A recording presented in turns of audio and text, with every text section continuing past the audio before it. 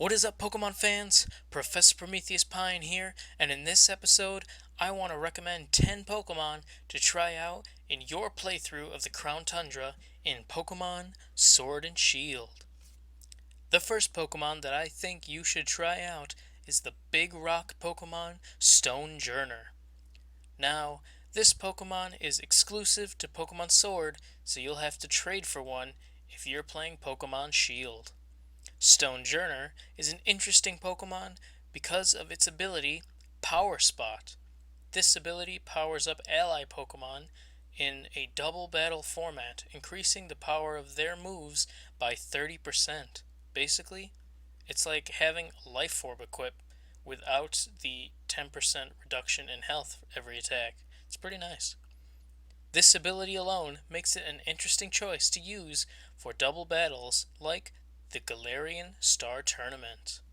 The next Pokemon on this list is another Sword exclusive. Sorry, Shield players, you'll get one eventually.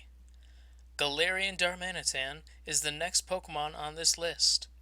Both of the abilities on this poke are interesting. One, giving the effect of Choice Band, while the other gives Darmanitan access to a second type, being Fire, while also boosting the Pokemon's speed and attack stat. In either case, this Pokemon hits hard and is a solid physical attacker to add to your team.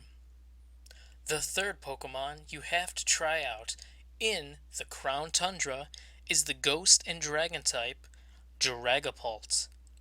This is one of my favorite Pokemon because of the many different roles Dragapult can play as when filling in for your team. This Pokemon can deal a ton of damage, which is nice for those single battles. Additionally, Dragapult has access to a lot of useful support moves that make it a great choice for double battles as well. If you want to add a Ghost type to your team, but you don't really want to grab a Dragapult, I would consider Poltegeist. This little teapot is an interesting choice because it has several different ways to raise both its speed and special attack.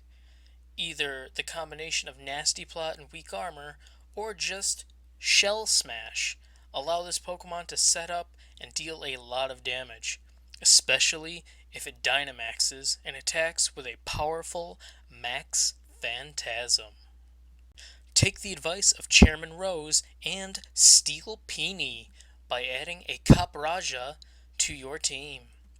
This Steel Elephant has high stats in health and in attack, making it a powerful Pokemon that can take some damage. Take advantage of this Pokemon's poor speed stat by setting up Trick Room while or before this Pokemon comes out.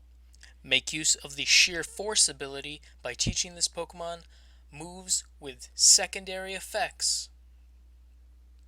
The Pokemon Shield finally gets a Pokemon to add to this list.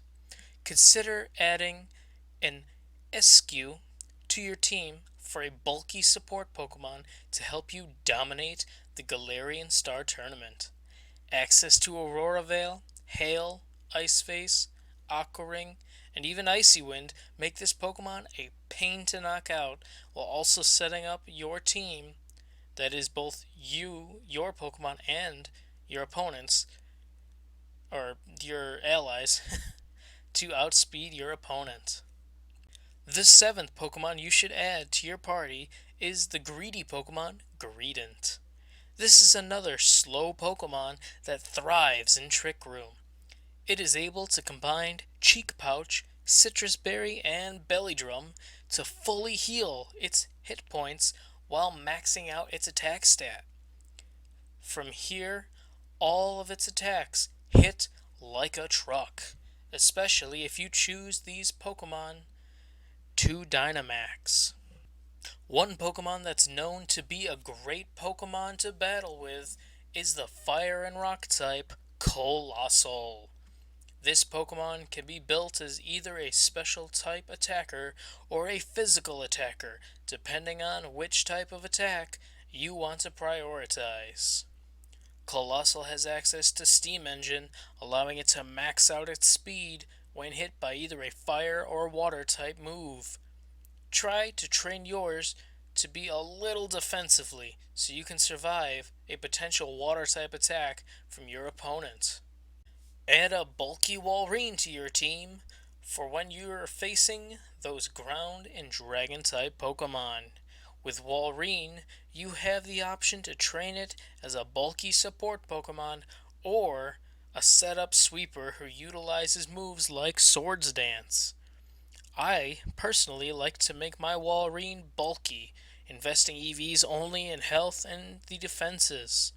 This allows me to use Belly Drum and be able to survive multiple attacks afterward as I sweep with a powerful Walrus.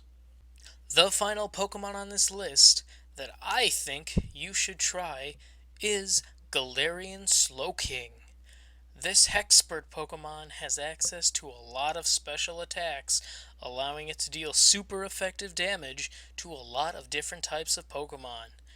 Its signature move, Eerie Spell, is an interesting attack, dealing damage while also lowering the power points of your opponent's moves. An interesting move that I feel needs to be explored a little more.